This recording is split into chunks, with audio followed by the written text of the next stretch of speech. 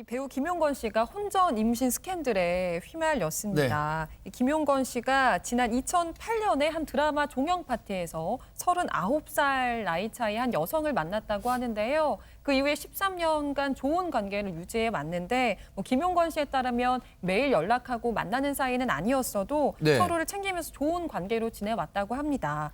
그런데 그러던 중에 최근 해당 여성이 김용건 씨에게 임신 사실을 알려왔다고 합니다. 네. 지금 양측 얘기가 달라요. 일단 여성 입장에서는 아니 13년을 지금 만나왔는데 뱃속 생명에 대해서 어떤 낙태를 강요했다. 네. 이런 부분에 대해서 낙토 강요 미수죄로 고소를 한 거고요. 네.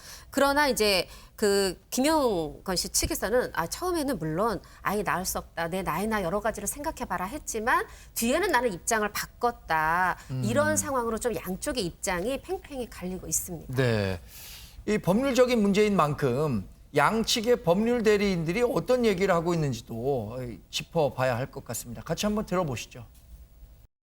연인 관계였죠. 지속적으로 연인으로서 교제했습니다. 처음부터 낙태를 강요했었고요. 낙태뿐만 아니라 또 다른 것도 강요했고요. 폭행 또는 협박으로 했습니다. 폭행 또는 협박이니까 그 관련된 자료들은 저희들은 충분히 가지고 있습니다.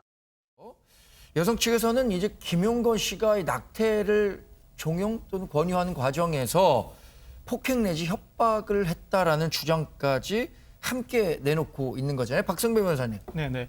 그렇지만 김용건 씨 측 대리인은 임신 소식을 듣자마자 이 아이를 낳을 수 없다고 말한 것은 맞다. 그렇지만 뺨을 때리거나 주먹질을 하거나 머리를 타격하는 등 일체의 타격은 전혀 없었다고 주장하고 있습니다. 그 반면에 보신 것처럼 여성 측 대리인은 폭행 또는 협박이 있었다. 관련된 자료들도 충분히 확보하고 있다고 밝힌 만큼 입증 과정은 지켜봐야 되겠습니다. 네.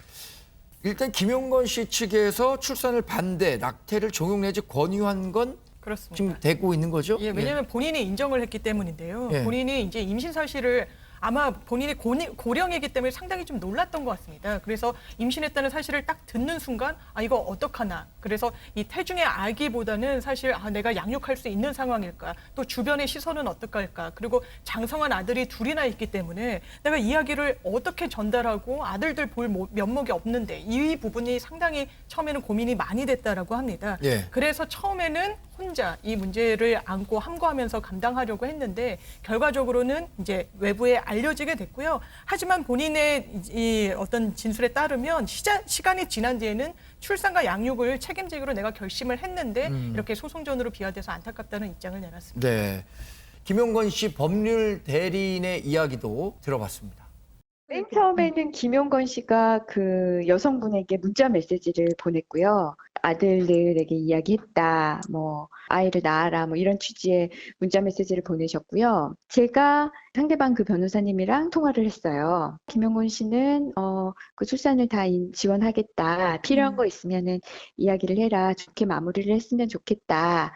이런 취지로 제가 전화 통화를 드렸고요. 김용건 씨가 최선을 다해서 도와주신다고 하니 필요한 게 있으면은 말해달라라고 문자를 보냈는데 답이 없었어요. 네네. 최근에 이제 또 김용건 씨가 그 여성분에게 또 그렇게 문자를 보내신 걸로 알아요. 그게 다 지난달 일이거든요. 그리고 고소를 당한 거죠. 이게 고소 취하 가능성이나 이런 것들도 있을까요, 최근에? 현재로서는 여성 측에서는 고소 취하를 하지 않겠다고 얘기를 하고 있어요. 이게 아마 이제 신뢰의 문제인 것 같아요. 제가 볼 때. 네. 이제 양측 의견이 너무 팽팽하게 다르기 때문에 어느 한쪽의 의견이 맞다라고 제가 단정적으로 얘기할 수 없지만 지금까지 진행상을 말씀드리면 김용건 씨 측에서는 지난 5월부터 수차례 책임 의사를 전달을 했다라고 주장을 하고 있고 근데 이제 묵묵부답이던 여성 측에서 갑자기 낙태 강요 미수죄로 김용건 씨를 고소를 했다. 그래서 최근에 이제 경찰에 출두해서 고소인 조사를 마친 상황이라고 해요.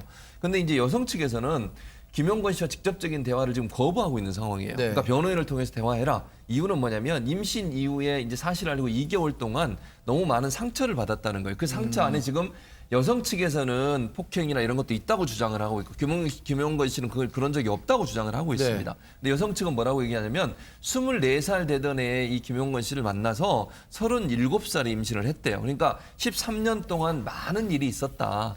그리고 이제 김용건 씨한테 아마 이렇게 얘기하는 것 같아요. 책임감 있는 자세가 필요하다.